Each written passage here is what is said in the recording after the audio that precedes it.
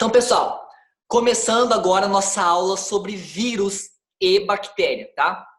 Esse conteúdo aqui é muito importante, ele sempre está presente aí nos vestibulares e é importante saber, tá? Principalmente agora, nesse momento que nós estamos vivendo com coronavírus, todo mundo está sabendo aí que o negócio tá feio, né? Tem um cachorrinho, os filhotes estão latindo ali, ó. Estão querendo mamar. Oi. Tá lá? Encosta, tá fazendo favor pra mim? Quarentena, gente. Os netos estão ali, acabaram de nascer, estão querendo mamar, então... Seguinte, vamos lá. Vírus. Os vírus, eles têm algumas características básicas. Primeiro, o termo vírus vem do latim, que significa fluido venenoso ou toxina, tá? Eles são, pessoal, o que caracteriza muito os vírus e que cobram muito em vestibular, essa característica muito peculiar deles, que é serem organismos acelulares, ou seja, os vírus não possuem célula. Se eles não possuem célula, pessoal, são os únicos organismos acelulares, logo eles também não têm metabolismo. Tá? Porque é dentro da célula que ocorrerá as reações químicas. Então, assim, pelo fato de não ter metabolismo, ele tem que obrigatoriamente parasitar. Tá? Ele vai precisar parasitar, ele vai precisar invadir alguém para conseguir sobreviver. E é por isso que eles são chamados de parasitas intracelulares obrigatórios. Porque, obrigatoriamente, para ele conseguir se multiplicar, se reproduzir, fazer todas as reações químicas dele, ele precisa de um hospedeiro, de uma célula.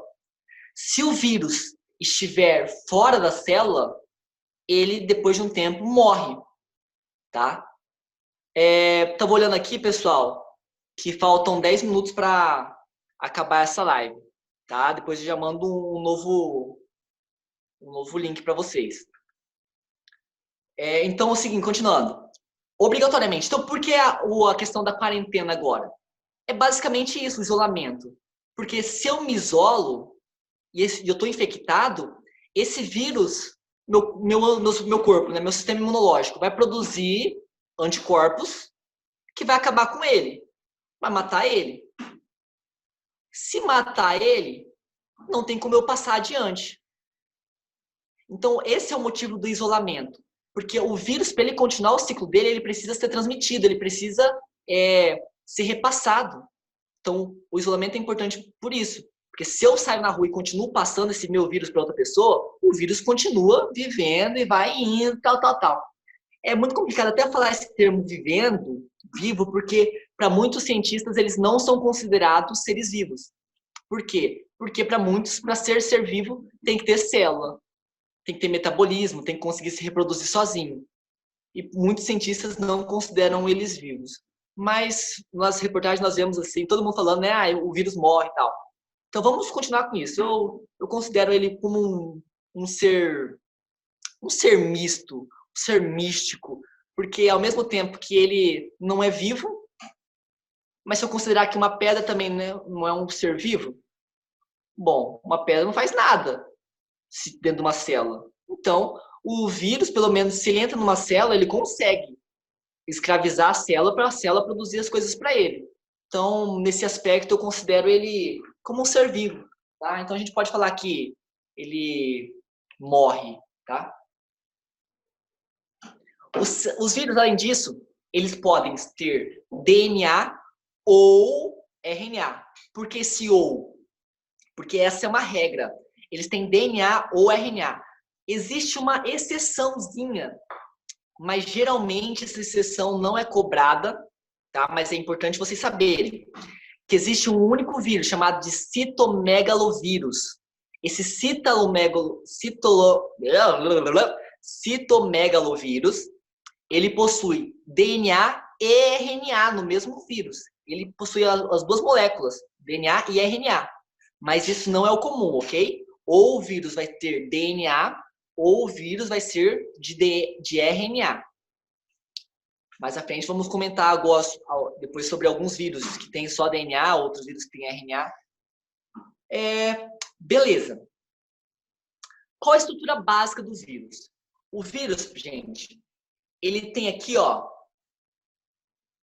uma estrutura basiquinha. Deixa eu estar passando aqui. Beleza. Olha, ele é formado, como ele não tem célula, ele é formado basicamente por proteínas e por material genético. Então, essas proteínas aqui, ó, tá vendo aqui, ó, mostrando aqui, ó. Isso aqui é proteína, é o que envolve ele. A proteína, e dentro aqui tem o material genético, que pode ser DNA ou RNA. Essa proteína, essa cápsula aqui que protege ele, é chamada de capsídeo, tá? E o DNA, núcleo. Claro, ele não tem núcleo, tá? Não tem carioteca, mas é chamado de núcleo, o material genético dele. Então, a junção desse núcleo aqui dentro mais o capsídeo, nós chamamos de núcleo capsídeo. Então, o DNA é uma estrutura de núcleo capsídeo. Existem, então, vírus bem simples, que só isso, proteína e DNA. Olha como que ele é uma estrutura muito simples. E outros, que nem o caso agora do Covid-19 aí, ele tem uma característica, também como o vírus influenza, também o vírus da gripe. Além desse capsídeo aqui, dessas proteínas, desse núcleo aqui dentro, desse DNA, ele possui um envelope viral. Esse envelope, ele tem a característica básica dele, ó, é aquela da membrana plasmática, lipídio, tá? Uma dupla membrana aqui. Acredita-se até que, acredita-se não, eles adquiriram esse envelope aqui a partir de serem englobados por uma célula. E aí eles acabaram ficando com essa membrana em volta deles, que essa membrana confere vantagens para ele, proteção, tá? Contra outros. Eles se tornam mais resistentes quando eles têm esse envelope aqui. Então, esse envelope é constituído por lipídios e receptores, tá? Os receptores aqui. Para que serve o receptor? Para reconhecimento celular. Vamos dar um exemplo agora aqui, ó, do caso do Covid-19, o coronavírus que causa a doença coronavírus, né? O SARS-CoV-2, que chama ele. O nome do vírus é esse, SARS-CoV-2. Ele é um vírus envelopado. Esse envelope do vírus, até fiz um videozinho falando qual é a importância de se lavar a mão com álcool, por que tem que lavar a mão com álcool em gel ou com água e sabão. Porque, lembra lá, se eu quero degradar gordura, quebrar gordura, eu tenho que usar sabão. E se a gordura, né, o envelope é feito por lipídio, ou seja, gordura, ao lavar a mão eu estou quebrando, estou degradando esse envelope viral. Eu estou deixando o vírus totalmente exposto. É por isso que é considerado aí algo muito importante a se fazer. Não apenas, gente, pelo Covid-19. Isso é importante salientar o seguinte, que a gripe também, o lavar as mãos não deve ser algo extraordinário. Vamos lavar a mão toda hora agora. É uma medida sanitária básica que todo mundo deveria ter esse hábito. O brasileiro, por incrível que pareça, não tem o hábito de lavar as mãos, tá? Antes das refeições, pós-refeições. Eu falo por mim, eu lembro que estava no ensino médio, chegava, voltava do ônibus, pegava naquele ônibus, chega aquelas barras do ônibus lá tudo encebada, sem nem por onde o povo tinha colocado a mão naquele troço lá.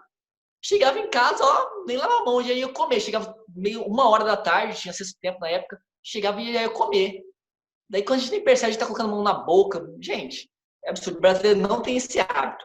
Então, assim, o hábito a gente tem que lavar constantemente as mãos, tá? Porque isso não previne só o coronavírus. Várias outras doenças, várias outras viroses, a gripe, entre outros aí.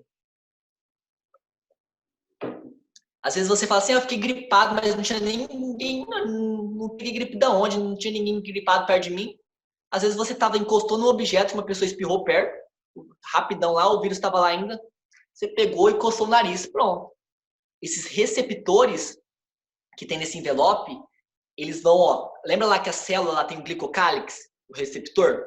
Então esse vírus o receptor do vírus vai se encaixar no receptor da célula, e a célula, ao se encaixar nesse receptor, a célula vai englobar ele. Cadê aqui, ó? Aqui é um vírus envelopado. Cadê, ó? Olha aqui. Dá uma olhada nessa imagem. O vírus, ó, o vírus envelopado aqui, ó, ele vai ser fundido aqui a membrana, ele tem a fusão a partir das proteínas de membrana, que no caso, das proteínas de membrana do coronavírus é chamado de spike. Essa spike, no caso do coronavírus, ela vai se fundir a membrana plasmática da célula, a membrana vai reconhecer e a membrana vai jogar aqui o vírus envelopado para dentro da célula. E aí a célula está infectada, e a partir daí a célula vai começar a trabalhar para esse vírus. Beleza? Alguma dúvida até aqui? Ok. Ok? Beleza. Então, lembra, existem vírus não envelopados, que só tem aquela proteína e o DNA dentro, que são só o núcleo capsídeo básico, e outros vírus envelopados, que além dessa estrutura básica, que é a proteína e o material genético, o núcleo capsídeo aqui, eles têm um envelope viral. Outra coisa importante é se falar, e cai muitas vezes os alunos confundem, é um termo chamado de prion. Prion, tá? Tem o vírus e os prions. O prion, gente, é um agente infeccioso.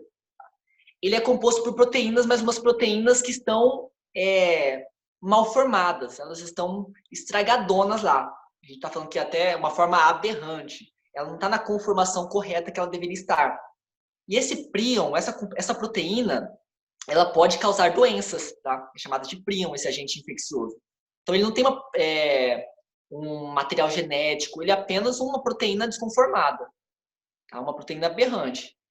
E aí, se ela cai na corrente sanguínea aqui, no caso, ela pode causar aqui, no caso, ó, encefalopatia, como o caso da doença da vaca louca. Então, geralmente, eles podem cobrar isso aqui, contextualizar a doença da vaca louca, quais os agentes ele pode, como ele é aberrante, ele é muito resistente e pode ser transmitido. Então, olha aqui na chart, falando, ó, não te preocupa com essa história das vacas loucas dela. Por que haveria de me preocupar? Eu sou um coelho. Nossa, bem... Então, assim, é muito importante, porque geralmente eles associam essas doenças a doença, tá? Prosseguindo. Estrutura viral. Então, nós vimos aqui, né, que a estrutura viral, novamente, é feita por uma cápsula, um material genético dentro. Existe o bacteriófago, gente. O bacteriófago é o vírus que infecta a bactéria, tá? O próprio nome já diz, bacteriófago. Ele vai infectar a bactéria. E aqui mostrando mais um vírus envelopado, as glicoproteínas, né, as proteínas aqui, ó, os receptores. Essas proteínas em azulzinho aqui que vão fazer o reconhecimento. Essa proteína aqui vai fazer o reconhecimento celular. E olha aqui que interessante, gente. Eu acho linda essa imagem. Cada tipo de vírus tem uma particularidade, tem uma peculiaridade em formatos. Tá? Olha, observa aqui, ó, o bacteriófago tem esse... Geralmente na escola a gente aprende a ver muito esse aqui, né? Que é o desenho do robozinho aqui. Esse robozinho, que é o vírus que infecta a bactéria. Mas daqui, ó, tem o da herpes simples, o rotavírus, papilomavírus, adenovírus ou influenza aqui, causador da gripe. Olha aqui o HIV, o vírus da HIV, causador do HIV, né, da AIDS. Olha o vírus da hepatite B, vírus do Ebola. Então, cada vírus tem sua conformação, mas sempre lembrando, eles possuem aquela mesma base, estrutura básica. Uma proteína, cápsula de proteína, que é o capsídeo, com material genético dentro. Tá? Só que os formatos variam. Agora é o seguinte, ó. Dentro dos vírus, os vírus eles podem ter 2 ciclos para se reproduzir. O primeiro ciclo é o ciclo lítico. Tá? Esse ciclo lítico, lise, vem de quebra. Então, observe aqui, ó, na mãozinha aqui. Uma célula normal. O bacteriófago aqui, ó, tô mostrando esse vírus aqui. Ele vai chegar na célula, se fixar na célula.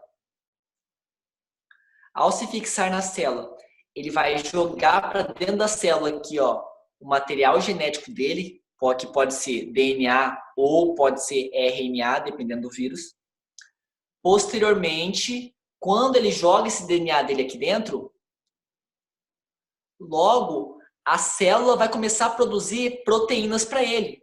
Por quê? Vamos supor que esse vírus aqui é um RNA. Esse RNA vai chegar lá, no caso, se for um vírus negativo, esse RNA ele vai chegar como RNA mensageiro, que o ribossomo vai pegar esse RNA do vírus e vai produzir proteína viral. Ou seja, vai produzir, para que serve a proteína? O ribossomo vai produzir a proteína para ele fazer o capsídeo dele, tá? As proteínas virais. Então, os ribossomos, aí, o retículo endoplasmático rugoso da célula, todo... A gente tem que pensar o seguinte, ó, tudo que acontece na célula que a gente viu até hoje, na produção de proteínas, vai acontecer aqui. Ó, o vírus entrou, colocou o RNA dentro dele. O ribossomo vai produzir proteína para o vírus, lá no retículo endoplasmático rugoso. Do retículo endoplasmático rugoso, essas proteínas vão passar lá para o complexo de Golgi. E lá do complexo de Golgi, que vai empacotar, vai armazenar essas proteínas e vai mandar para o citoplasma as proteínas do vírus prontinha. E aí vai fabricando novos vírus, até que chega um momento que a célula está tão cheia de vírus que acontece a lise, a quebra, o rompimento da membrana plasmática da célula. E aí esses vírus saem voado aí, voando não, né? Sai loucão querendo infectar outras células, as células que estão ao lado ali. Então, esse é o caso, por exemplo, do Covid-19, coronavírus, tá? O SARS-CoV-2, que o Covid-19 é o nome da doença, tá? Covid-19. Coronavírus é o nome do grupo dentro do coronavírus, tá? E o SARS-CoV-2 é o nome do vírus causador da Covid-19, tá? Então, Covid-19 não é o nome do vírus, é o nome da doença. Então, é o caso do Covid-19, da febre amarela, da gripe. Então, quando você está gripado, acontece esse ciclo aqui. Uma pessoa espirrou do seu lado. Esse vírus vai chegar à sua célula do sistema respiratório. Lembra lá que cada vírus ele tem uma preferência por um tipo de célula. Nós veremos que o vírus o HIV, o vírus que pode causar a AIDS, ele tem uma preferência por célula do nosso sistema imunológico, que é as células, os linfócitos, CD4. Já o vírus da gripe, até mesmo o Covid-19, que são próximos, são praticamente da mesma família, eles preferem células do sistema respiratório. Por isso que, no caso da gripe lá, tem a coriza, né? Você fica mal-estar, a garganta, porque são vírus que preferem sistema respiratório. Da mesma forma o Covid. Tanto é que descobriram agora que um dos novos sintomas do Covid-19 é a falta de sensibilidade, né, no olfato e no paladar. A pessoa não consegue sentir muito bem o cheiro e nem consegue sentir muito bem o sabor dos alimentos. Isso porque o vírus ataca o nosso sistema respiratório, tá? Onde ficam as papilas gustativas, papilas olfativas. Então, por isso que tem esse sintoma, beleza? Já tem outro ciclo agora, que é o ciclo lisogênico. Lisogênico é um ciclo que não se rompe a membrana. Observe na imagem aqui, ó. No ciclo lisogênico, acontece a mesma coisinha no começo. O vírus entra, coloca um pouco de DNA dentro dele, ou RNA, dentro da célula infectar, que vai infectar. Mas ao invés de já começar a produzir, esse DNA, ou RNA do vírus, ele se incorpora. Tem uma enzima chamada de integrase, que ela faz ele se incorporar ao DNA do vírus. Quando ele se incorpora, imagina, se eu tinha um DNA do vírus lá e ele juntou-se ao meu DNA, toda vez que aquela minha célula se dividir, vai dividir com o DNA dele junto. Ou seja, no ciclo lisogênico, todas as células, depois que elas forem fazer aqui mitose, de fazer qualquer divisão aqui, as células filhas serão infectadas também. Mas o muito interessante disso, gente, ó, que nos vírus que são lisogênicos, que tem esse ciclo aqui, eles dificilmente eles geram sintomas. É o caso do HIV. Porque a pessoa, lembra que eu falei lá que às vezes a pessoa fica 7 anos e nem sabe que tem o HIV? Por causa do ciclo lisogênico. Ou a pessoa tem herpes simples, simplex, que a gente chama, né, o nome científico. Porque ela tem um ciclo lisogênico. Nesse ciclo lisogênico, o vírus está com o material genético dele ali de boa, não manifesta nada, ele está quietinho na dele ali. A célula, enquanto está se dividindo, está passando para frente o material genético dele.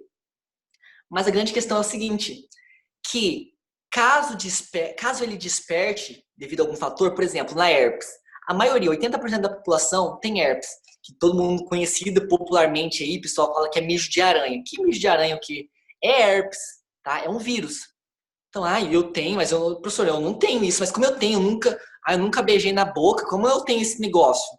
Não, você pode nunca ter beijado na boca, tem criança que tem herpes, tá? Bebê. Porque, vamos supor, se eu tenho herpes, daí deu aquelas feridas na boca, eu vou lá e assopro lá a comida do bebê para esfriar para criança pega herpes, tá? Então, assim, a herpes, você pode perceber quem tem. Eu tenho.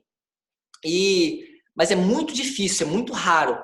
A herpes, ela só vai se manifestar, nesse caso aqui, como ela tem um ciclo lisogênico, ela só manifesta em condições muito adversas. Quando a pessoa está com a imunidade baixa, quando a pessoa está com muito estresse, muito estressada, ou fatores, muita exposição a raios ultravioletas, entre outros, que aí o vírus acaba saindo desse ciclo lisogênico e ativando o ciclo lítico. Por isso que também, no caso do HIV, voltando lá, a pessoa pode ficar 7 anos e o vírus está naquele ciclo lítico ali, no ciclo lisogênico, desculpa. Tá de boa. Mas chega depois de um tempo, do nada, o vírus fala assim, quer saber? Chega, não vou ficar mais de boa não, fogo no parquinho, e mete ciclo lítico. Quando ele mete o ciclo lítico, aí a pessoa começa a perder, no caso dele, perder as células de defesa, as células CD4 lá, que começa a infectar e espalhar para as outras células. E aí a pessoa começa a manifestar os sintomas da doença, que aí a gente fala que a pessoa está com AIDS. Quando a pessoa está no ciclo lisogênico, a pessoa tem apenas HIV, tá ali, tá de boa. Só toma lá o coquetel para controlar, para manter isso, para não deixar o DNA dele ou o RNA dele se multiplicar. Está estabilizado. Agora, se ele for para o ciclo lítico, se a pessoa não toma o coquetel e for para o ciclo lítico, aí, meu amigo, começa a manifestar sintomas. Outra coisa muito louca do ciclo dos vírus lisogênicos é que eles são capazes, pessoal, estão relacionados ao câncer, tá? Muitos vírus podem causar câncer, porque eles têm uma estrutura que eles são capazes de atrapalhar a divisão celular. O câncer nada mais é que um problema, uma disfunção na divisão celular. Então, eles têm genes que eles podem prejudicar esse processo de divisão e estimular a célula a se dividir de forma errada, levando, assim, a câncer. Então, se tiver um dia uma questão que falar que vírus pode estar relacionado a alguns tipos de câncer, tá o correto, ok? Tá correto. Essa informação é muito importante. Agora, sobre a infecção viral. Basicamente, eu já falei aqui, só um pouquinho. Como que os coquetéis de remédio atuam no organismo da pessoa? Ele evita a reprodução do vírus? Isso, perfeito. O coquetel, vamos supor que o vírus é um vírus de RNA, no caso do HIV, tá? O que o HIV tem de diferente? E até outros vírus também tem. Ele tem uma enzima chamada de transcriptase reversa. Nossa, olha o nome, transcriptase reversa. O que é isso? Basicamente é o seguinte, o normal eu tenho DNA, o DNA forma RNA e depois forma proteína, ok? Essa é a base da transcrição. Quando a gente fala que esse vírus tem a transcriptase reversa, ou seja, reverso, é que ele faz o contrário. Ele pega o RNA e a partir do RNA ele forma DNA. Ou seja, faz o contrário. O normal é pegar o DNA e formar RNA. O vírus HIV ele pega o RNA e transforma em DNA. Isso a gente chama de transcriptase reversa. O vírus, para ele se multiplicar dentro da célula, ele precisa estar, por exemplo, para produzir novos vírus. Eu preciso de RNA, novas fitas de RNA, né? Porque cada vírusinho lá vai ter sua fitinha dentro dele, certo? Então, o coquetel, ele vai impedir essa replicação do material genético. Então, no momento que ele vai tentar lá, o vírus vai tentar pegar o RNA e transformar em DNA, esse coquetel ele bloqueia isso. Ele impede essa multiplicação, essa replicação do material genético. Esse que é o Sim, efeito crucial dos coquetéis. entendi. Entendeu? Obrigada. Sim. Nada. Por isso até que por isso que o coquetel ele não mata o vírus. O vírus continua lá. Ele só mantém o vírus. Tá? Então essa é a grande questão. O coquetel apenas impede que novos vírus se formem, tá? A partir bloqueando essa replicação aí. Mas o vírus continua ali, tentando. Se a pessoa parar de tomar, o vírus volta a se replicar. Por isso que é importante. E muitas pessoas acabam morrendo porque desistem de continuar o tratamento. Porque é difícil. Né? Não é fácil. É de boa pegar AIDS, vou ter lá um coquetel e só tomar o coquetel é de boa. Não é bem assim não. É bem complicado. É muito remédio, todo dia, muita pílula, muita cápsula. Isso gera um mal-estar e não é legal. Então, reprodução viral é mostrando aqui o que a gente já tinha comentado. Nós temos aqui, ó, as fases: a adsorção ou fixação, reconhecimento da célula, tá? Opa, deixa eu voltar aqui. Então, primeiro o vírus vai se fixar à célula, depois a entrada do material genético, ou às vezes ele é englobado pela célula, ele entra inteiro, tá, gente? O vírus, no caso aqui, o bacteriófago, o vírus que infecta a bactéria, ele manda só o material genético dele dentro da célula, como se fosse uma agulha que manda o DNA dele. Agora, geralmente as outras células, por exemplo, o vírus da gripe, o Covid-19 agora, o SARS, né, SARS-CoV-2, ele entra dentro da célula, ele entra inteiro. Tá? Então, depois que ele entra, ele vai se replicar, depois a célula vai começar a produzir, vai fazer a montagem, ou seja, vai produzir proteína para ele produzir os capsídeos, e depois vai fazer a lise, a liberação dessas unidades virais aqui. Agora chega a parte mais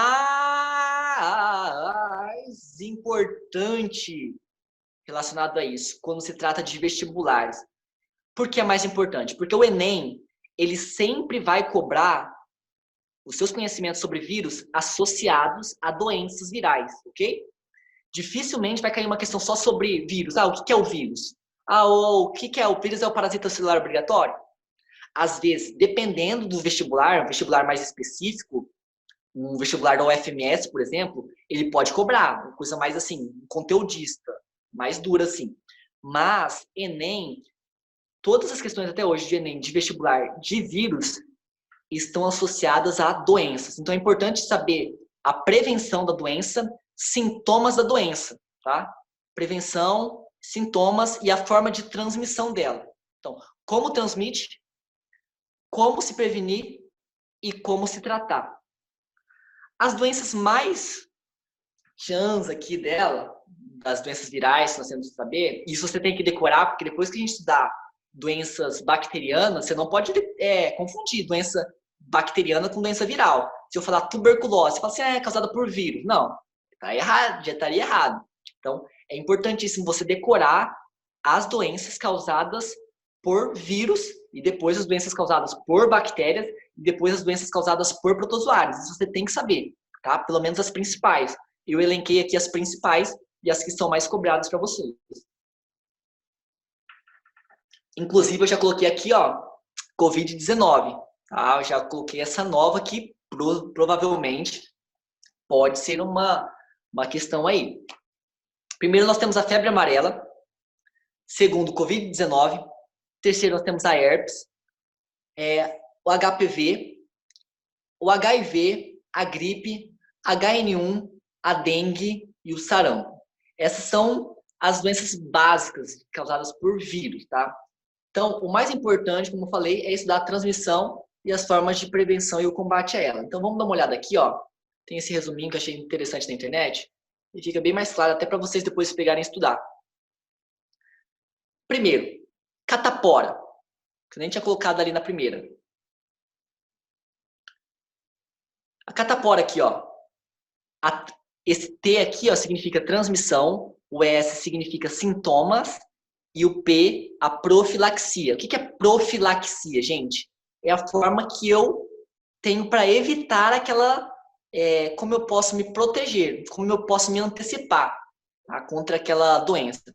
Então, a catapora, ele vai ser transmitido pelas vias respiratórias. O sintoma vai ser pústulas na pele, então, assim, como se fossem umas espinhas, e pode atingir órgãos também. Então, eu tenho a profilaxia, ou seja, a prevenção. Eu tenho que evitar o contato com os doentes. Todo mundo aí já teve catapora?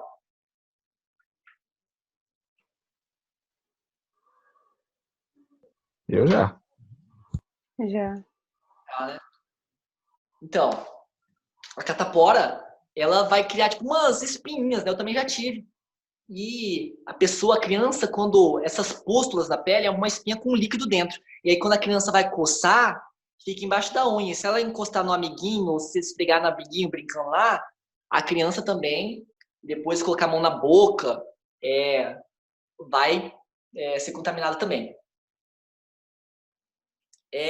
Aqui é a poliomielite. Poliomielite, ó, é a partir de água ou alimento com fezes do doente. Então, a poliomielite, pessoal, ela tanto é que tem a vacinação, né, da poliomielite contra a poliomielite, porque ela pode causar aquela paralisia. Tinha até o Zé Gotinha lá. O Zé Gotinha foi uma dos personagens criados justamente para combater isso, que estava deixando muitas crianças com paralisia. Tá? E porque ele atinge o sistema nervoso. E aí a criança pode ficar com umas formações do sistema nervoso, não conseguir se movimentar, as pernas se atrofiam. É complicado. Então, isso envolve, ó, quando a gente pensa assim, ó, a transmissão por água ou fezes do doente, isso acontece muito em regiões onde falta saneamento básico. Se eu tenho uma região se um governo não investe em saneamento básico para a população, logo o sistema público de saúde vai ficar muito sobrecarregado. Porque várias doenças, tanto virais, bacterianas, nós veremos, que elas são causadas por falta de saneamento. Água contaminada, ou pessoas que têm alimentos contaminados com fezes. Tá? Outra doença viral é a cachumba. A cachumba é pela via respiratória também. Você percebe aqui que a grande parte é por via respiratória. Por isso que é importante, ao espirrar, ao tossir, sempre colocar um lenço ou tossir aqui e lavar sempre bem as mãos. Tá? Porque se você coçou o olho, coçou o nariz, colocou a mão na boca sem querer, você vai ser contaminado com a cachumba. Tá? Então, a cachumba, os sintomas, tem inchaço no pescoço, febre, inflamação nos testículos. Isso é muito interessante que sempre quando fala de cachumba, quando a criança está com cachumba, os idosos falam assim, não corre, menino, senão vai descer pro saco. Já ouviram falar, vai ficar com o saco grande. Já ouviram disso? Já. Então, que eles falam isso porque que a íngua, a cachumba aqui, ele vai inflamar justamente os nossos gânglios linfáticos. Gânglio, todo mundo já viu quando dá íngua no pescoço ou na virilha? Viu? Daquelas que são gânglios nervosos, regiões onde tem tipo filtros. E se aquele vírus passa por aquele filtro ali, ele acaba inchando para tentar combater ele naquela região. E aí, na cachumba acontece isso. Às vezes, se o não cuidar mesmo, não ficar em repouso, porque, pessoal, uma das características para doenças virais é o seguinte: tem que ter repouso, muita ingestão de água e uma boa alimentação. Não adianta vírus, doença viral, eu vou morrer. Cara, é deitar, é deixar o corpo reagir. É o seu corpo falando assim, ó, descansa que eu tô no controle, relaxa que eu vou dar um jeito aqui.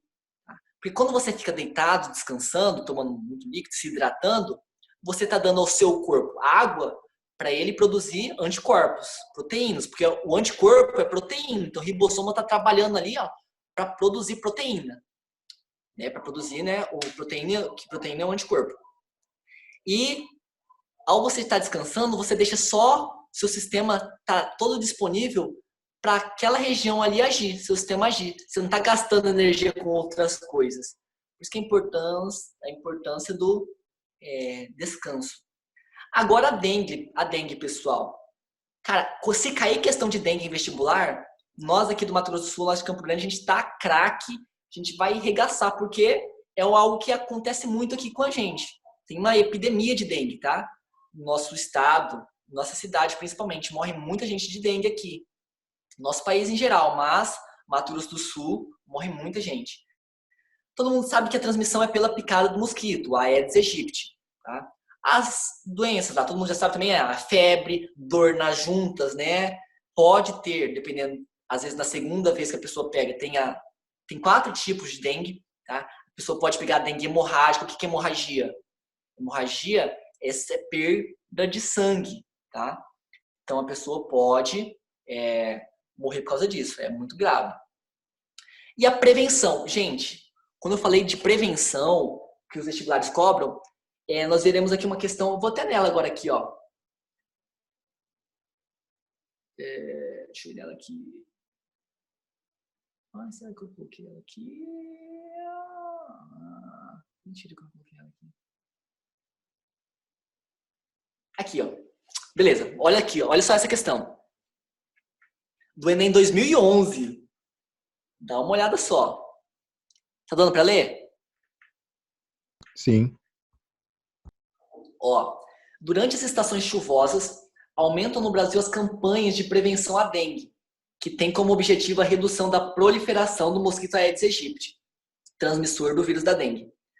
Que proposta preventiva poderia ser efetivada para diminuir a reprodução desse mosquito? Ou seja, percebam que ele não está querendo saber se mosquito é parasita intracelular obrigatório, se parasita se o vírus tem metabolismo ou não. Ele pegou uma doença e ele quer saber as medidas para eu combater essa doença. Então, colocação de telas nas portas e janelas, pois o mosquito necessita de ambientes cobertos e fechados para sua reprodução. Vamos ver a B.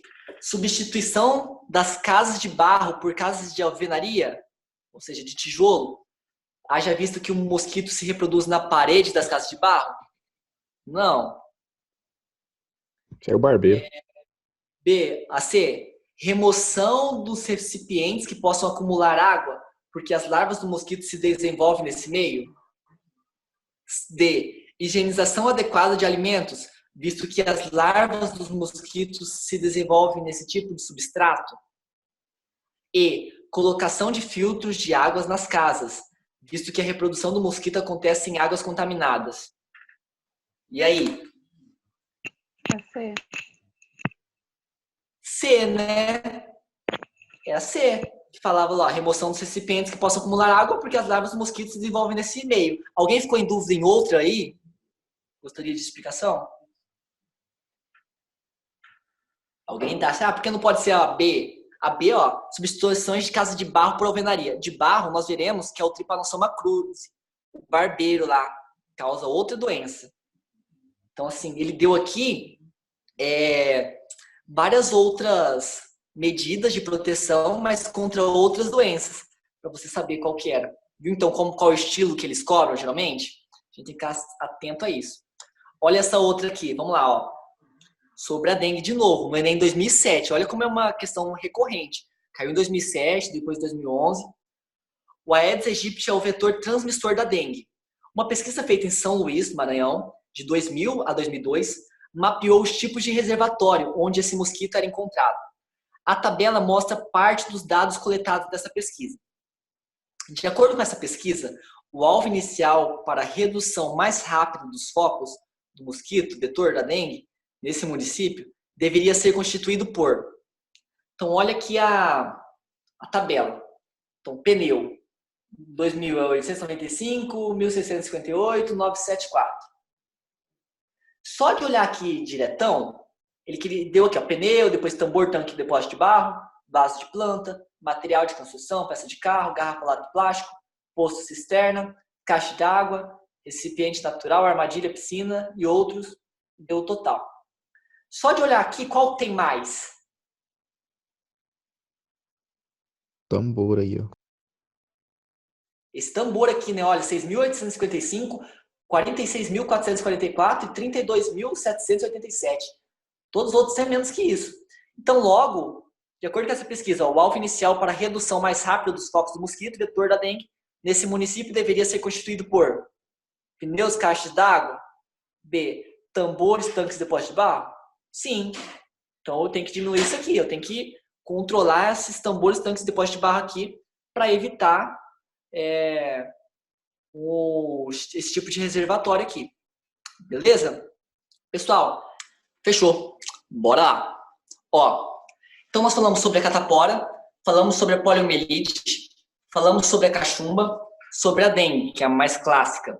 Também tem a rubéola. A rubéola, da mesma forma, olha lá, de novo, vias respiratórias, saliva, viu? Vocês prestem muita atenção na boca que vocês beijam, porque você viu que a maioria das doenças virais são causadas pela saliva. Saliva, não só pelo beijo, né? Mas no momento que você fala, você espirra, você está eliminando gotículas de saliva. Então, é importantíssimo. Geralmente, pessoal, a rubéola, ela está associada à grande questão na gravidez da mulher. Quando a mulher está grávida, ela pega rubéola na gravidez, as chances da criança nascer cega, surda ou muda são muito grandes, tá? Então, ele trabalha com o sistema nervoso, essa rubéola aqui, esses vírus. Tanto é que minha mãe teve rubéola na gravidez da minha irmã do meio. Graças a Deus, não aconteceu nada, mas o médico já tinha estabelecido para ela que falou, ó, sua filha vai nascer ou surda, ou muda, ou cega. Então, assim, é um vírus muito agressivo, tem que tomar muito cuidado. Mulheres grávidas, tomar muito cuidado com isso. Tá? Então, o tratamento é vacina na infância. Por isso que tem uma campanha. Nós veremos que todas as doenças virais, a prevenção, ou seja, a profilaxia, é a vacinação. Vacinação a gente tem que entender que é uma prevenção. Eu vacino antes. Depois que ficou doente, não adianta mais vacinar. Sempre a doença viral é assim. Vacina é para prevenir. Tá? Também tem aqui a raiva. A raiva, ela pode ser transmitida a partir da mordida de animais, cachorro. Ah, todo cachorro tem raiva? Não, o cachorro tem que estar infectado. Se eu fui mordida por um gato pelo cachorro, eu já vou ter o vírus da raiva. Não, o cachorro tem que ter o vírus, tá? Não é um vírus do cachorro. Então, o cachorro tem que estar com esse problema. E aí, você tem aí, ó, encefalite, ou seja, uma dor de cabeça muito grande. Agitação, calmaria, ou seja, mexe com o seu sistema nervoso mesmo. A pessoa pode ficar nervosa, a pessoa pode, hidrofobia. O que é essa hidrofobia? Hidro, vem de água, aversão à água. A pessoa que não quer tomar banho? Não. A pessoa, nesses casos aqui, a pessoa também começa a salivar muito, babar, igual o cachorro, né? Uma das características da raiva no cachorro é a salivação. Começa a babar de nervoso, assim. Mas é justamente do vírus. Febre amarela, pessoal. Febre amarela é um dos assuntos mais comentados do ano passado. Tanto é que, não sei se vocês lembram, do que estavam matando lá no Rio de Janeiro os macacos, né? Os bugios. Vocês lembram disso? Ano passado? O pessoal estava matando macaco. Sim. O pessoal estava matando muito macaco com medo de o macaco transmitir. E por isso que eu acho que a febre amarela é um dos temas muito fortes, é um dos temas fortes assim, para cair em doença viral. Até mais que o Covid-19. Eu não sei se vão elaborar muitas questões sobre isso. Tá? Mas febre amarela já tem muita questão. Porque assim, no Enem, existem os caras que são os elaboradores de questões e eles mandam para uma plataforma. Vamos supor, tem um avaliador, avaliou, a questão é boa, beleza. Manda para lá. E essa questão vai para esse banco de dados. E há um sorteio dentro dessas questões e forma uma prova. Não é questão escolhida a dedo. Por isso que pode ser que não tenha uma questão sobre Covid-19, por exemplo. Tá? Não é de se espantar.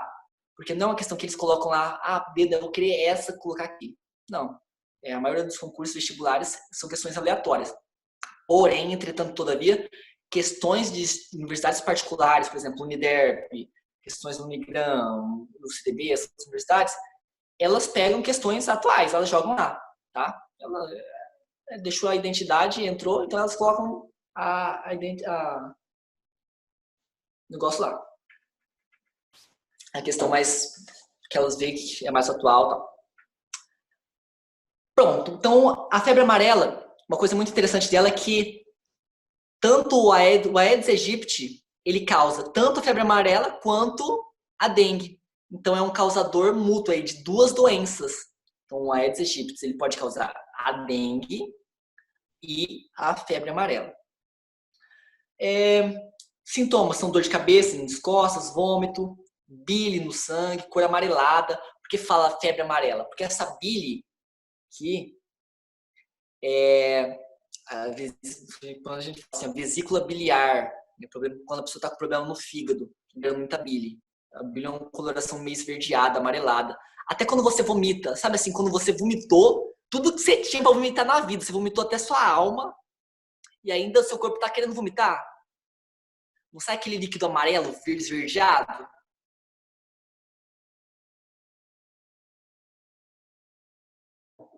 Aquilo é a bile, tá? Aquilo é a bile. Então, a febre amarela significa justamente isso, porque a pessoa fica mais amarelada devido a essa bile aí. Eu tinha até colocado aqui, ó. Olha sobre essa aqui, ó. Vamos dar uma olhada nessa questão aqui. Responda a questão com base nas informações e afirmativas a seguir. A febre amarela é uma doença infecciosa, causada por um vírus transmitido por mosquitos. Ela possui dois tipos: a febre amarela urbana, erradicada no Brasil por volta da década de 1960, ou seja, radicada, extinta, e a febre amarela silvestre. Os agentes responsáveis pela transmissão da forma silvestre são os mosquitos dos gêneros Haemococcus e Sabetes, enquanto a forma urbana dessa doença pode ser transmitida pelo mosquito Aedes aegypti. A febre amarela silvestre já provocou a morte de algumas pessoas e de alguns bugios em uma extensa área do Rio Grande do Sul, desde o final de 2008. Ao contrário da maioria das pessoas, os bugios são extremamente sensíveis à doença, morrendo poucos dias após contraí-la. A propósito do tema, é possível afirmar: 1. A morte de bugios por febre amarela pode alertar os órgãos de saúde sobre a circulação do vírus em determinada região? Sim ou não? Sim. Sim. Só a gente tem que entender o seguinte: existem alguns seres vivos que eles são indicadores biológicos. Tá? O que é um indicador biológico? Ele vai me indicar se o ambiente está bom ou não. Por exemplo, os líquens, que são a associação de alga mais fungos, que ficam aquelas estruturas que ficam no tronco das árvores, assim, meio escurinhas, às vezes é meio branco, esbranquiçado, que lá se chama líquen. O líquen é um indicador biológico. Se ele tá, significa que o ar da região está muito bom. Se uma região muito poluída, o líquen ele acaba morrendo. Então, assim, é um indicador. No caso do bugio, o pessoal estava matando, coitado. Mas ele é um indicador biológico. Ele seria até bom pra gente, porque estava mostrando, opa, tá morrendo bugio. É vírus, opa, esse vírus está circulando por aqui, vamos evitar ele. Tá? Então, a morte do bugio por febre amarela pode alertar os órgãos de saúde sobre a circulação dos vírus em determinada região? Sim, está correta. Já eliminamos a D e a E. 2. Mosquitos dos gêneros Haemococcus e Sabetes são hospedeiros da febre amarela? Não. Não? Vamos continuar. 3. A febre amarela pode ser reintroduzida nas áreas urbanas com presença do dengue, né? Com presença da dengue? Acho que também não. Sim. E a presença de bugios representa perigo, pois são vetores da forma silvestre da febre amarela. A presença de bugio não representa perigo, tá? Então, já elimina 4. Então, vamos pegar entre a 2 e a 3 aqui. Os mosquitos dos gêneros Haemococcus e Sabetes são hospedeiros da febre amarela. Aqui está falando, os agentes responsáveis pela transmissão, Haemococcus e Sabetes, eles são os agentes.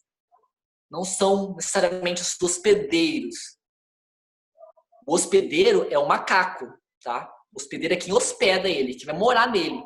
Então, o mosquito é que eles só são vetores, eles só vão carregar para ele morar. O vírus, não é interessante para o vírus da febre amarela morar no mosquito. Ele não gosta de morar no mosquito. Ele precisa de um hospedeiro. Então, aqui, ó, 3. A febre amarela pode ser reintroduzida nas áreas urbanas com presença da dengue. Por que isso? Lembra lá, ó, o Aedes aegypti aqui, ele pode causar o quê? A dengue. Se ele pode causar a dengue, logo, ele também pode causar aqui, ó, a febre amarela. Ele pode levar o vírus da febre amarela e reintroduzir aqui na cidade. Tá claro isso? Sim. Aqui, ó, se falou que o Aedes, ele transmite tanto a febre amarela quanto a dengue, se uma cidade onde tem muito Aedes aegypti, ou seja, vamos supor, Campo Grande, tem muito Aedes aegypti, se esse Aedes aegypti entrar em contato com outro organismo lá que tem esse vírus, ele facilmente vai transmitir aqui pra gente. Tá? Então, seria a resposta aqui a B, a 1 e a 3. Questão 1, alternativa 1 e 3 é a alternativa B de bola. Fechou-se.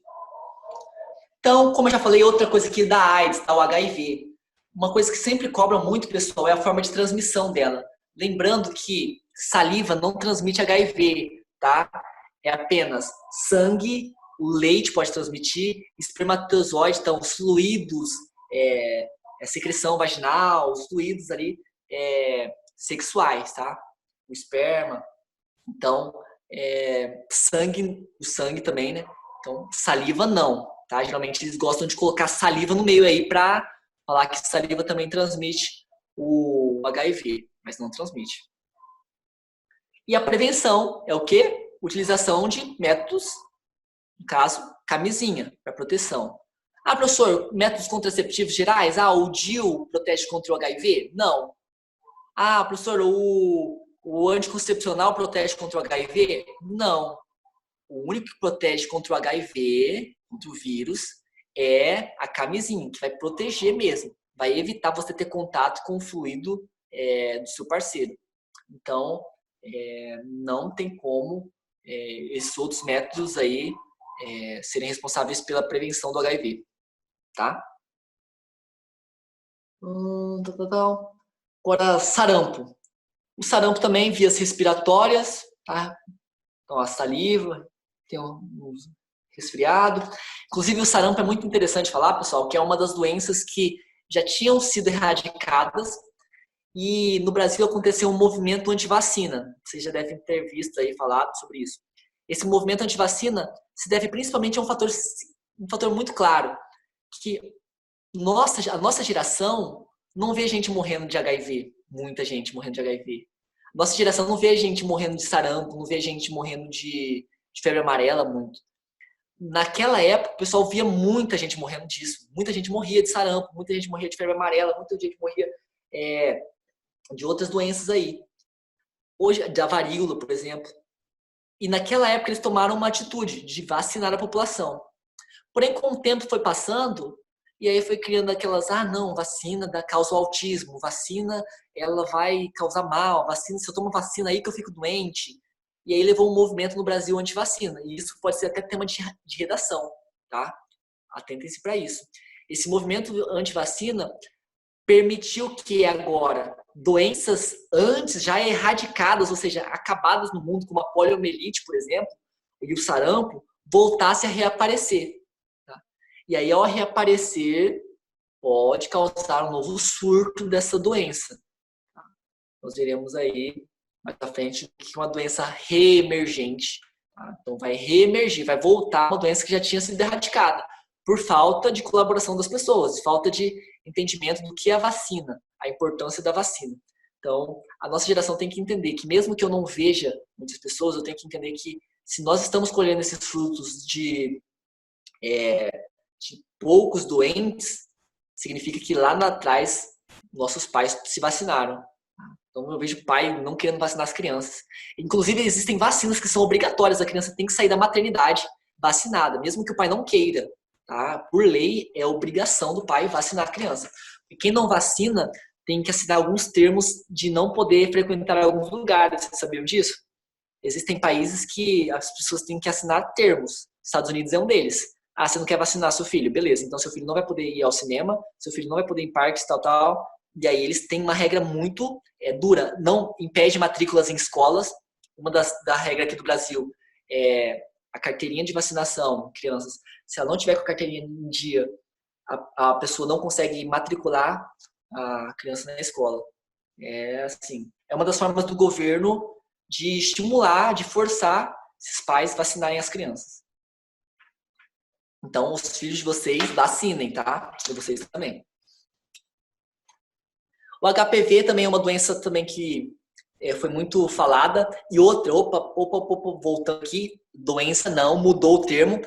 Tanto a AIDS, aqui da doença, o HPV, mais o que? A herpes. Porque a herpes, pessoal, tem dois tipos. Tem a herpes simplex, que é essa herpes que tá na boca, que é conhecida como mijo de aranha aí, que não é mijo de aranha, nada. E a herpes genital. Então, a herpes genital, já, como o próprio nome diz, de dar as genitálias. E ela é causada, e essa mononucleose também. Olha aqui, coisa aqui, tem a mononucleose, que é a famosa doença do beijo. Tá? Essas doenças não, já mudou o termo, eram chamadas conhecidas como DST, doenças sexualmente transmissíveis. Agora não é mais doença, porque para ser chamado de doença tem que ter sintomas. O HIV, a pessoa tem HIV lá no ciclo, lembra lá, tá no ciclo lisogênico, a pessoa não tem sintoma nenhum. Por isso agora é chamada de IST, não mais DST, doença sexualmente transmissível não, é IST, significa infecção sexualmente transmissível. Então, ao invés de doença, mudou o termo para infecção. Porque é infecção, está infeccionado, não significa ter a infecção, no caso do HIV, não significa estar doente. Tá? Então, agora o termo é IST. O HPV, ele é transmitido pelo esperma, sangue também, da mesma forma como a gente comentou do HIV. Causa, os sintomas são verrugas nas genitálias, e isso também pode gerar câncer no colo de útero e câncer de pênis nos meninos. Por isso que o governo está obrigando adolescentes, tanto meninos quanto meninas, a se vacinarem contra o HPV. E aí houve uma briga muito grande dos pais, porque falava assim, por que eu vou vacinar meu filho? Porque vocês estão querendo vacinar, isso é estimular as crianças a ter relação sexual, meu filho não tem relação sexual, então ele não precisa vacinar, tal. Houve uma polêmica muito grande. O importante é o seguinte, que adolescente é importante vacinar, porque pode causar lesões muito graves, tá? E como eu falei, lembra lá, é um caso, né, do câncer, lembra lá do vírus associado ao câncer? O HPV é um caso um exemplo perfeito que eles poderiam cobrar numa questão aí de prova. Então, a prevenção é usar preservativo, tá? Tem que ter preservativo aí. Agora, só para mostrar aqui no vírus HIV, como o vírus do HIV funciona, que é causador, possivelmente, da AIDS.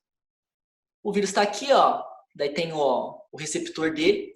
Receptor se liga a um receptor no CD4. CD4, esse laranjado aqui é uma célula, que é o linfócito, tá? TCD4. Esse linfócito que vai auxiliar na defesa do corpo humano. Ele que vai falar, opa, chegou, tem coisa errada aqui, tá? E aí, ele vai se ligar, uma vez ligado, ele vai penetrar aqui, ó, vai deixar o material genético dele aqui dentro, que é RNA, e ele vai converter esse RNA em DNA. Lembra lá da transcriptase reversa? Ao invés de pegar DNA e jogar para RNA, ele faz o contrário. Ele tem RNA. Então ele vai jogar e converter o RNA dele em DNA. E ele se junta, esse DNA dele se integra ao DNA do ser humano. E aí a célula começa a se dividir com esse DNA todo bugado aí, junto com o celular dele. Com o material genético dele. Tá claro isso, gente? Sim. Sim. Tá. Caso forem aí com dúvidas, gente, pelo amor de Deus, pergunte, tá?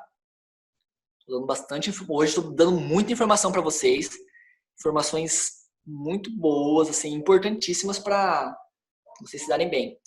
E olha aqui, que interessante, isso aqui a gente tem que trabalhar muito com gráfico, pessoal.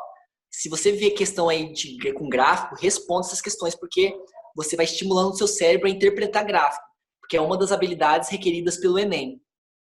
Então, olha esse gráfico aqui, que lindinho. Tá falando sobre o HIV. Essa imagem aqui não tinha na questão, eu coloquei aqui só para auxiliar ainda mais vocês, tá? Mas a questão não tinha essa imagenzinha aqui, não. O HIV, vírus causador da AIDS, síndrome da imunodeficiência adquirida, ataca principalmente um tipo de célula denominado linfócito CD4. No gráfico, o Z, mostrando aqui o Z aqui, ó, indica a quantidade de tal, e Y, Y aqui que está caindo aqui, ó, a quantidade de tal. No sangue de um portador que não recebeu tratamento ao longo da infecção. Opa! Já falou que o cara não recebeu o tratamento. Se ele não recebeu o tratamento, a tendência é as células CD4 dele aumentarem ou diminuírem? Diminuir. Diminuir? Porque o vírus vai atacar, vai matar essas células dele, entendeu? Então, isso, olha que é importantíssimo essa interpretação nossa. Porque você falou que não tem, daí tal. Os tratamentos, continua. Os tratamentos da AIDS, que ainda não tem cura, incluem drogas, que, entre outras ações, interrompem a síntese de ácidos nucleicos. Ou seja, que eu falei lá, interrompe a síntese de DNA, de RNA. No caso do HIV, portanto, em última instância, será interrompida a síntese de tal, a partir do tal viral. Tá. Então, as palavras que completam corretamente as lacunas do texto são respectivamente. Vamos lá. Então, no gráfico Z indica a quantidade de. Olha o gráfico Z. No gráfico Z, a parada aqui, ó, nesse eixo aqui, o vertical, tá mostrando o número de CD4 aqui, ó. Então, quanto mais para cima aqui, mais células CD4. E quanto mais baixo, menos células CD4. E aqui é o tempo em anos. Então, assim, quanto mais tempo, ao longo do tempo que acontece, né? Então, pensa aqui. Se ele falou aqui, ó, que no sangue de um portador que não recebeu o tratamento ao longo da infecção, só vai ter dois fatores aqui. Tem o vírus e tem a célula CD4. São dois agentes que estão atuando nesse gráfico. Tem a quantidade de vírus e a quantidade de células CD4. Porque está aqui mostrando aqui, ó, número de vírus em milímetros cúbicos de sangue. Se eu estou aumentando esse Z, ou seja, aumentando o número de vírus, isso aqui está caindo, é o número de, logo é o número Y aqui está representando o número de células CD4, porque quanto maior a quantidade de vírus, menor a quantidade de células CD4. Olha aqui. Olha a quantidade de células CD4 aqui, quando a quantidade de vírus quando estava baixinha, a quantidade de células CD4 estava alta, estava bacana aqui. Conforme foi passando o tempo, ó, a quantidade de células CD4 diminuiu, o cara parou de fazer o tratamento, os vírus aumentaram, acabando com a célula CD4. Então, o Y aqui está representando os linfócitos CD4. E o Z está representando o quê? O vírus HIV.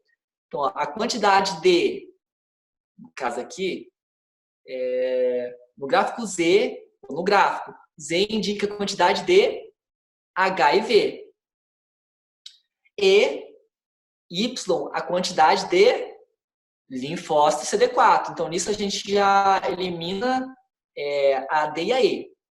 Daí, ó, no caso do HIV, portanto, em última instância, será interrompida a síntese de... Vamos lá. O HIV tem o quê? O HIV, ele tem... Qual a molécula do HIV? Ele transforma o quê em quê na célula? Lembra que eu falei da transcriptase reversa? O que era? Transformar RNA em DNA.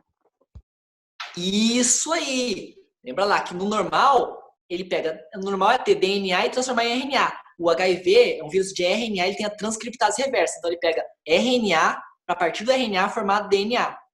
Então, qual seria a alternativa? B. Não, pera. A. A. No caso do HIV, portanto, em última instância, será interrompida a síntese de RNA a partir... Não, será interrompida a síntese de DNA a partir do RNA viral. Que é É o B vírus. mesmo. É a B mesmo. O vírus tem RNA. Então, seria a B. Tá? Deu para entender a questão aí, como que era ela? Sim, Loucura, sim. né? Beleza.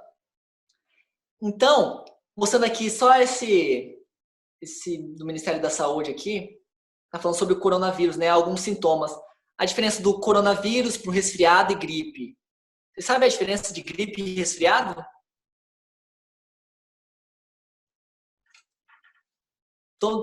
Às vezes a avó fala, ô filho, vai ficar gripado, vai ficar resfriado, sai desse sereno, como se o sereno fosse, já estava serenando o vírus, né? Tá serenando um monte de vírus lá. Não. A diferença do gripe para resfriado, os sintomas são muito parecidos, tá? Muito parecido. A grande questão é que o vírus, ele é causado por um vírus chamado, o caso da gripe, ele é causado por um vírus chamado influenza. Todo mundo já deve ter ouvido falar uma vez na vida sobre o influenza. Já o resfriado, ele é causado por outros tipos de vírus, adenovírus, flavivírus, outros tipos. Então, o que muda aí da gripe para o resfriado é o tipo de vírus causador. E no coronavírus é o CoV-SARS-2, que vai causar o Covid-19 aí. Tá mostrando aí. Depois vocês deem uma olhada nos sintomas certinho. Então, lembra lá que eu falei por que higienizar a mão? Lembra lá, com água e sabão ou com álcool. Isso pode ser uma questão, quero falar agora de novo, porque pode ser uma questão que eles possam, no Enem, associar com a química, tá? De que forma eles podem associar com a química? Com o álcool em gel. Eles podem falar assim, o álcool em gel, qual a propriedade do álcool em gel que permite matar o vírus, por exemplo? Ou do sabão. É que no caso do sabão, no caso, esse sabão, né? O sabão é feito de gordura, pessoal. Lembra lá, polar dissolve polar, apolar dissolve polar. Então, o sabão, quando a avó vai fazer lá sabão de soda, o que faz lá? Vamos doar litro de óleo aí, do óleo de cozinha usado para fazer sabão. Por quê? O sabão, para degradar a gordura, ele tem que ter feito da mesma substância. Polar dissolve polar. Então, o sabão vai justamente quebrar, vai degradar essa membrana que é feita de gordura, de lipídio. Uma cadeia polar com uma cadeia polar vai romper essa membrana, deixando o vírus totalmente exposto. Da mesma forma, o álcool em gel. O álcool em gel, principalmente o álcool 70, por que não o 99 e o 70? Porque o 70 ele tem uma quantidade de água, 30% de água dissolvido. E o fato dele ter um pouquinho de água dissolvido aí, ele permite que ele fique mais tempo na região onde você quer. Ele não evapora tão rápido. Se você pegar lá um etanol na gasolina lá, tipo, você jogou no tanque, caiu um pouquinho no tanque da gasolina, ele evapora rapidão. Agora, o álcool 70, ele demora a evaporar. Ou seja, ele é mais eficaz, porque ele fica agindo ali mais tempo. E como que ele age? Ele vai desidratar a célula. O álcool lá não desidrata, a pessoa não acorda na ressaca morrendo de sede, porque o álcool desidrata. O álcool vai desidratar essas proteínas da membrana, rompendo essas ligações da proteína e também deixando o vírus totalmente exposto. Beleza? Então, essa é a importância de lavar as mãos e em relação com o álcool em gel. O álcool 70, não 99. Fechou você? Pessoal, eita, faltam mais 4 minutos e 45. Estão animados? Mais ou menos. Mais ou menos. Não, olha, eu entendo. É muita informação. Eu acredito que hoje não vai compensar partir para o Reino Monera, não. É muita informação. Eu vou fazer o seguinte, eu vou passar uma lista de questões para vocês, para que vocês possam responder e treinar isso aqui, beleza? Pode ser? Aqui vocês concordam? Pode ser. Fechou. E o restante? E o restante? Pode ser. Pode ser. Sabe? Sim, ou se vocês quiserem, eu tô aqui. Porque, ó, eu ia falar só agora sobre a vacina, como é feita a vacina. Tem até uma questão lá que estava falando, a vacina, pessoal, o processo de vacinação, a vacina é feita da seguinte forma. Nós pegamos um antígeno, ou seja, um vírus, ele inativo, tá? Eu atenuo ele, eu diminuo a capacidade de virulência dele, e depois de atenuar ou matar ele, eu aplico na pessoa. E o corpo, eu faço o corpo da pessoa produzindo anticorpos, o sistema imunológico dela trabalhar produzindo anticorpos, para quando ela entrar em contato de verdade com esse vírus, ela não vai ter problema.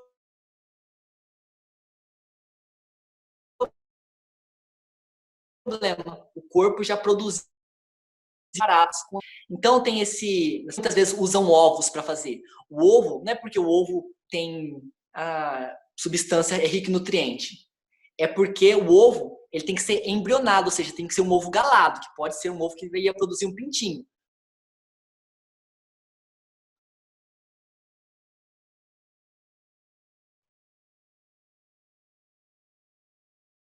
Porque o vírus precisa de células, essas células do embrião lá, que era o do pintinho.